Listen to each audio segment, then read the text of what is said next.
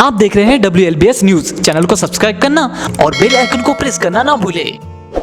पिछले 2 दिनों से हम लोग सिरपुर में हैं। सिरपुर छत्तीसगढ़ से तकरीबन 85 किलोमीटर दूर महासमुंद जिले में है और यहाँ 3 दिन का अंतर्राष्ट्रीय बौद्ध सम्मेलन आयोजित किया गया। 12, 13, 14 आज दूसरा दिन है और कल इसका समापन समारोह है। 2 दिन से तकरीबन कई जगह बुद्धिस्ट साइट है, लार्जेस्ट बुद्धिस्ट साइट है दुनिया का। और दो दिनों से मैं लगातार कई साइट्स पे मैं जाकर घूम रहा हूँ और देख रहा हूँ और मुझे लग रहा है कि एक तरह से जो बौद्ध विरासत है उसका इनक्रोचमेंट हो रहा है। और ये घटना नहीं, संकेत है इस बात का कि पूरे भारत में इस तरह की गतिविधि हुई है। चाहे रामेश्वरम धाम हो, चाहे तीर्थ हो, चाहे अयोध्या हो, चाहे गया हो, तमाम जगह जो बौद्ध जो स्थल हैं, है ना, जो आर्किटेक्चर हैं, उसको कई तरीके से पहले तो छुपाने की कोशिश की गई, नहीं छुप पाया तो उसको फिर दबाने की कोशिश की गई और जब नहीं दबा तो अब मिलाने की कोशिश की जा रही है। और इसी सिलसिले में ये शानदार है, अगर कोई आकर देखें। वेंसांग ने जिक्र किया है सिरपुर का, और ये दक्षिण कोसल की राजधानी रही है। यहाँ मैंने देखा है कि एक बड़ा सा एरिया है, स्ट्रक्चर है जो कि नालंदा की तरह है। और वो लोग कहते हैं यहाँ पे कि वो बाज़ार था, लेकिन वो बाज़ार का स्ट्रक्चर नहीं हो सकता है। वो एक तरह का मुझे लगता है कि कैंपस है, विश्वविद्यालय का कैंपस है। और उस समय 6वीं-7वीं शताब्दी में यहाँ पे कोई विश्वविद्यालय ज़रूर रहा होगा। इसके अलावा कई यहाँ मंदिर हैं और उसमें क्लियर कट देखा जा रहा है कि बुद्धिस्ट बस्ट हैं, स्टैचूज़ हैं, बुद्धिस्ट प्रतीक हैं, art architecture, Buddhist art architecture हैं, उस तरह के हैं। और उसमें उसको टीका करके उसमें कई जगह उसको किस तरीके से शिवलिंग स्थापित करके, और हेर फेर है एक तरीके से। यूनिवर्सिटी वाले कैंपस में मैंने देखा कि एक गुफा में जाके गणेश को बैठा दिया गया, वो साफ दिख रहा है कि वो चिपका हुआ है।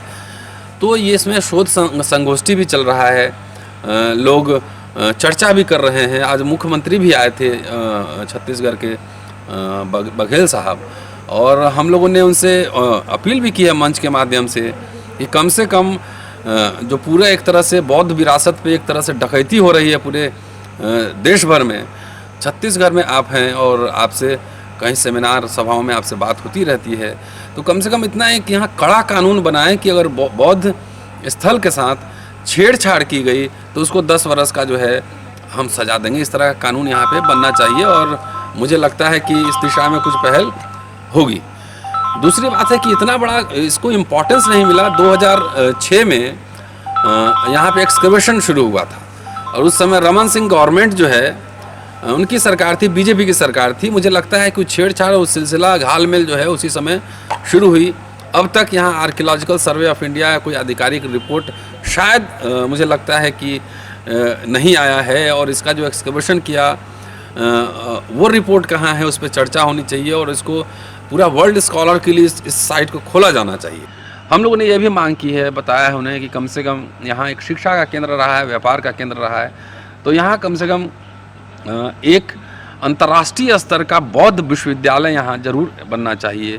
साथ साथ सरकार ये प्रयास करे कि सिरपुर को जो वर्ल्ड हेरिटेज है यूनेस्को में उसमें शामिल किया जाए। और आज मुख्यमंत्री जी ने भरोसा दिलाया है कि अविलंब चिट्ठी लिखेंगे केंद्र सरकार को, जो भी बन पड़ेगा वो करेंगे। अभी कल भी सेमिनार है, कल भी हम लोग यहाँ बातचीत करेंगे और तमाम इसके सामाजिक, आर्थिक, जो राजनीतिक, सांस्कृतिक आयाम हैं उस पर चर्चा होगी, अम्बेडकर साहब पे चर्चा होगी। तो ये सब कार्यक्रम यहाँ चल रहा है। तो मुझे लगता है कि देखिए, इतिहास बहुत महत्वपूर्ण होता है और जो समाज अपना इतिहास नहीं जानता है वो समाज गुलाम होता है। अगर आप समझ लें कि मूर्ति है, अगर चलो इधर उधर कर भी दिया तो क्या होगा। तो अगर मान लिया बुद्ध को अगर विष्णु बना दिया तो साल भर बाद जो है 100 साल 500 साल बाद पता लगा कि बुद्ध का कोई इतिहास ही नहीं रहेगा। तो इसलिए सरकारें जब बदलती है तो सबसे पहले काम होता है कि इतिहास का सिलेबस बदला जाता है। तो ये बहुजन जमात को ये इतिहास के मायने समझने चाहिए। अगर आप इतिहास के मायने नहीं समझेंगे तो अम्बेडकर कहा करते थे कि जो अपना इतिहास नहीं जानता वो गुलाम होता है। मैं एक लाइन और जोड़ता हूँ कि अगर इतिहास आप नहीं जानते तो आप वर्तमान को भी नहीं समझ सकते हैं। तो तो इतिहास क्या ज़रूरत है कि वो पूरे दबा रहे हैं, छुपा रहे हैं, उसको मिला रहे हैं? इसलिए मिला रहे हैं ना कि वो पूरा नया इतिहास आने वाले जो पीढ़ियाँ हैं उसको बताएंगे कि यहाँ सब विष्णु ही था, यहाँ बुद्ध नाम का कोई व्यक्ति ही नहीं था। तो एक तरह से पूरे दर्शन को, पूरे विचार को जो है ना दबाने की साजिश चल रही है। और देखिए, ये सिर्फ सरकार की बात नहीं है, समाज को भी जागृत होना होगा। जो बौद्ध मॉन्क्स हैं, जो भिक्षु हैं, उनको भी जागृत होना होगा। जो समाज जिंदा होता है उसी की संस्कृति भी जिंदा होती है, उसी की राजनीति भी जिंदा होती है, उसी का अर्थव्यवस्था भी जिंदा रहता है।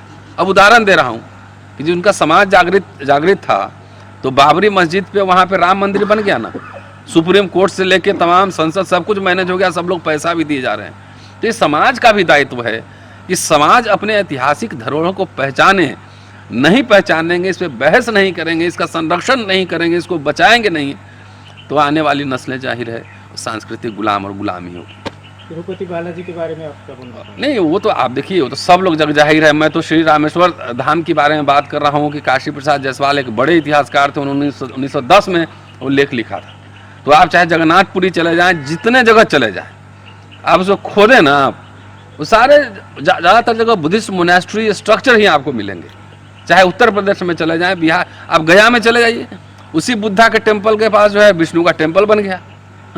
तो ये उनका समाज जागृत है, वो अपना पूरा सांस्कृतिक वर्चस्व स्थापित करना चाहते हैं। हमारा समाज अभी उसके लिए दाल रोटी पेट का सवाल ज़्यादा जरूरी है, उस संस्कृति के मायने नहीं समझता है, वो इतिहास के मायने नहीं समझता है। तो आप लोग के माध्यम से, जो सोशल मीडिया, जो पढ़े लिखे लोग हैं, उन लोगों के माध्यम से हमें समाज को भी जागृत करना है। देखिए, समाज नहीं जाएगा तो आपके कोई अधिकार भी नहीं बचेंगे। जी, थैंक यू। यहाँ पर आए हैं तो काफ़ी लोगों से जानना है कि यहाँ पर कहीं पर कुछ भी खोद रहे हैं तो कुछ मिल रहा है, लेकिन अभी सरकार सोई हुई है, इसके बारे में क्या कुछ होगा? कुछ सरकार के भरोसे सब काम थोड़े ही छोड़ेंगे, सरकार के भरोसे सब काम नहीं। सरकार को भी जागृत करना है। आज आप लोगों ने देखा, मुख्यमंत्री साहब के सामने सारी बात हमने रखी ना, सारी बातें, यहाँ की बातें हमने, हमारे दोस्त दिलीप मंडल, हेमलता जी, सब लोगों ने ये बातें रखी। तो समाज जगेगा, समाज जब इकट्ठा होगा, 4 लाख आदमी जाएगा, वहाँ बैठेगा, या बताइए हमारा काम ये गड़बड़ हो रहा है, कैसे हो रहा है, क्या हो रहा है। तो ये जागृत करना समाज का भी दायित्व है। तो जिसका समाज जीवित होगा वही, उसकी राजनीति भी जिंदा रहेगी। देखिए, ये सब आप ईमानदारी से उसका एक्सकवेशन करवाइए ना, आर्कियोलॉजिस्ट बुला के, और जो मूर्ति के जो इतिहासकार हैं उनको बुला के चेक करवाइए ना कि कहाँ राम जी कहाँ गए थे, लव कुश कहाँ गए थे। वो चंपारण में भी गए थे लव कुश, यहाँ भी आए थे। तो ये सब कुछ नहीं। गांव में हम लोग देखते थे कि जिसका ज़मीन कब्जा करना है, वहाँ गड्ढा खोद के उसमें चने डाल दो, उसमें हनुमान जी का एक मूर्ति डाल दो, 10 दिन बाद वो चना अंकुरित होकर निकलेगा, हनुमान जी निकलेंगे, तो ज़मीन कब्जा हो गया। तो ये कहने की बात है ना, पूरा ऐतिहासिक प्रमाण के साथ बात कीजिए। खाली मन से, आस्था से बात नहीं होगी, मन से बात नहीं होगी। मैं बोल रहा हूँ, मेरे बोलने भर से काम नहीं चलेगा ना, आपको पूरे समाज को ये बात समझानी पड़ेगी, तब जाकर बात बनेगी। वही कह रहा हूँ ना, जब आप नहीं जगे थे तो उन्होंने बना ली, सुप्रीम कोर्ट तक मैनेज हो गया। क्या कह सकते हैं? हम लोग क्यों घूम रहे हैं, हम लोग क्यों ये बहस कर रहे हैं? कि एक इतिहास के छात्र होने के नाते हमारी जिम्मेदारी की इस बहस को आगे बढ़ाया जाए।